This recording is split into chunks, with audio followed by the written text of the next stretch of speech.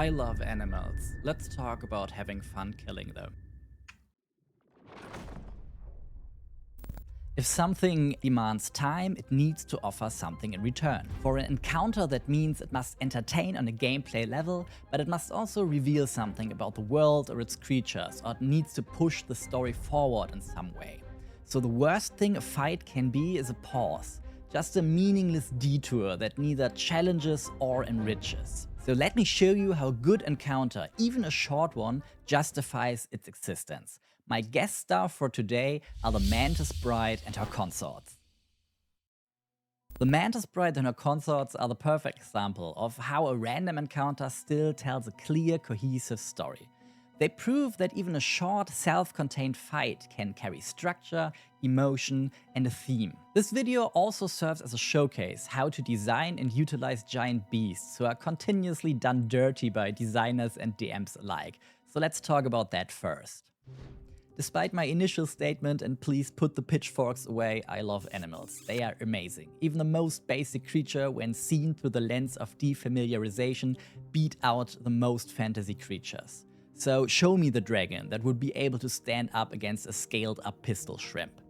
But a giant animal shouldn't just be a scaled up version of itself, its identity has to grow with it in size. What do I mean by that? A giant lion must feel different from a giant bear to make the encounter worthwhile. And as I can't stress enough, that doesn't happen through a bite and 2 claws. So when you scale up an animal, you must also scale up its identity, or at least its perceived identity. It doesn't need to be scientifically accurate. Your players just need to go, ah, I get it, that's fun. Because humans get a kick out of recognizing patterns or recalling information, and having players realize that a creature's mechanics underlines their perception of that creature, albeit in an exaggerated way, makes them happy. And that's why giant spiders work so well. So for mantises, it's their mating behavior. Female mantises biting off the male's head is deeply imprinted into the collective consciousness, and that's where we draw from. So our encounter tells the story of this asymmetric relationship between the powerful bride and her frenzied suitors desperate to please her. So the players witness a bizarre and brutal mating ritual.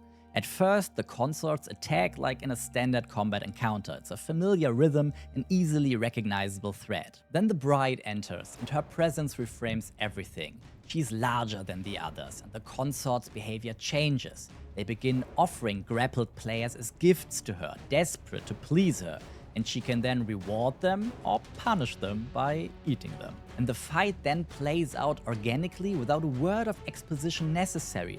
The players witness and interact, and the concept establishes itself.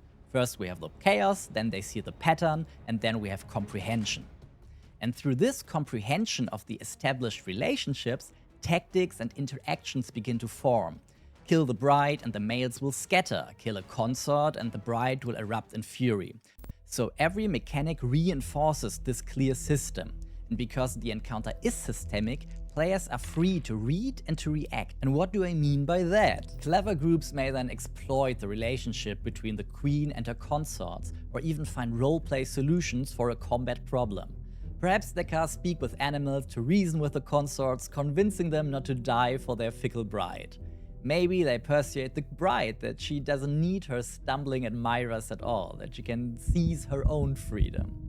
Or they might even redirect their frenzy towards a third party, a more worthy offering. So the basic interactions between the bride and the consorts, witnessed by the players by engaging in combat, hint at deeper possibilities and invite creative and non-combat resolutions, which is especially great for less martially inclined groups. And for me, that's the beauty of giant variants of real creatures. They work in countless concepts and settings. Because they are rooted in recognizable nature yet expanded through the design, they fit both natural and fantastic settings and everything in between.